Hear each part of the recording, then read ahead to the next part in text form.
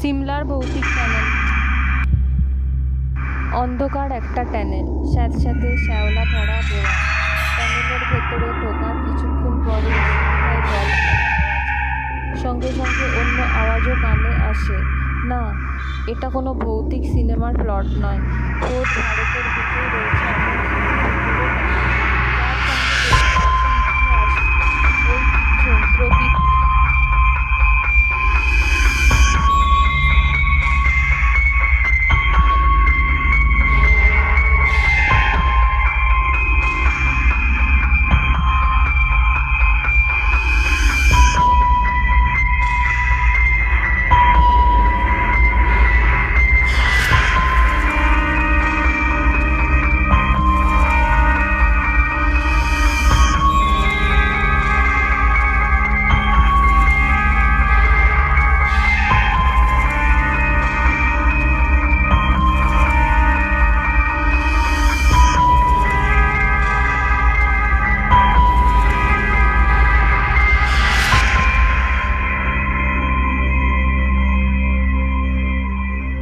স্থানীয় লোকবিশ্বাসের সঙ্গে জড়িয়ে আছে এক ব্যর্থ ইঞ্জিনিয়ার, যাকে নাকি আজও ঘুরে বেড়াতে দেখা যায় সুড়ঙ্গ চত্বরে।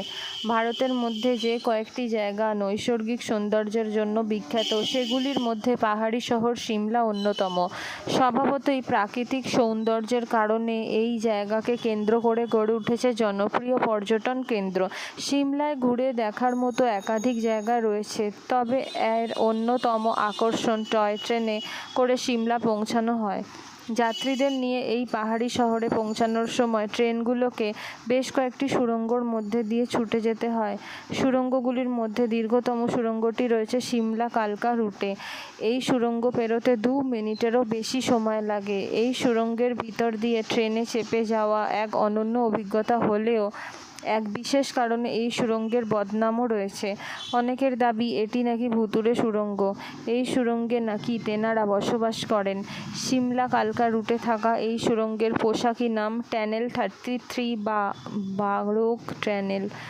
ইউনেস্কোর হেরিটেজ তালিকার অন্তর্গত এই রেলওয়ে জুড়ে রয়েছে 102টি টানেল। আগে অবশ্য এর সংখ্যা ছিল 107। প্রকৃতির কোনো ক্ষতি না করে তার সৌন্দর্য অক্ষুণ্ণ রেখেই যে উন্নয়ন সম্ভব, প্রায় 100 বছর আগে সেটাই দেখিয়ে দিয়েছিলেন ব্রিটিশ ইঞ্জিনিয়ারেরা। চারিদিকে পাহাড়ের গায়ে ঝলমল করছে পাহাড়ি ফুল, সবুজ গাছ, তার মধ্যে দিয়েই ছুটে যাচ্ছে টয় ট্রেন। দেখলে মনে হবে পোস্ট কার্ডের দৃশ্য। এই হেরিটেজ রেলওয়েই একটি অংশ বারোক টানেল। কালকা সিমলা রুটে সবচেয়ে লম্বা এই টানেলের দৈর্ঘ্য প্রায় 1.14 কিমি। শুধু তাই নয়, পৃথিবীর সবথেকে স্ট্রেট টানেলও এটি। সিমলার স্থানীয়দের বিশ্বাস, বারোগের প্রেতাত্মা এখনও সুড়ঙ্গের মধ্যে দিয়ে ঘুরে বেড়ায়। বারোগ বেশ কিছু মানুষকে দেখা দিয়েছেন বলেও স্থানীয়দের দাবি। ট্রেন যাত্রীদেরও অনেকেই জানিয়েছেন যে সুড়ঙ্গের মধ্যে দিয়ে যাওয়ার সময় তারাও কিছু ব্যাখ্যাতীত ঘটনার মুখোমুখি হয়েছেন। এই টানেলের ভেতর ঘন্টায় 25 কিমি স্পিডে টয় ট্রেন চলে।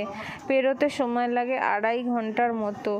এই সময়ের মধ্যে দিয়ে অনেকে নাকি অনেক কিছু দেখেছেন। টানেলের ভিতরে ঢুকলে নিস্তব্ধতা ভেদ করে আসে, ফিসফিস করে আওয়াজ হয়। পাশাপাশি হার্লিংটনের নেতৃত্বে কাজ করা শ্রমিকরাও নাকি একাধিকবার বারোগের ভূতের পাল্লায় পড়েছিলেন বলে এই সময় শোনা গিয়েছিল। তা নিয়ে নানান গল্পও ফাঁদা হয়েছিল। ভূত সত্যি আছে কিনা সেটা তো তর্কের বিষয়, কিন্তু টানেলের ইতিহাস, তার চেহারা দেখলে একটা গা ছমছমে ব্যাপার তো আসে বলাই বাহুল্য।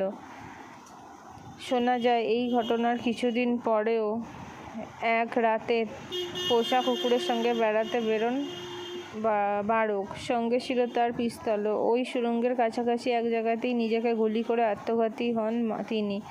মালিককে রক্তাক্ত অবস্থায় দেখে মানুষের দৃষ্টি আকর্ষণ করতে চিৎকার শুরু করে বারোগের পোষ্যটি। কিন্তু মানুষ বারোগকে সাহায্যের জন্য এগিয়ে আসেন, ততক্ষণে মারা গিয়েছিলেন বারোগ।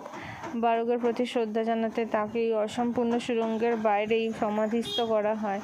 তবে স্থানীয়দের বিশ্বাস যে তিনি কখনো এই সুড়ঙ্গর মায়া এবং অপমানের কথা ভুলতে পারেননি। ওই সুড়ঙ্গের ভেতরেই ঘুরতে থাকে বারোগের অতিরিক্ত প্রেতাত্মা।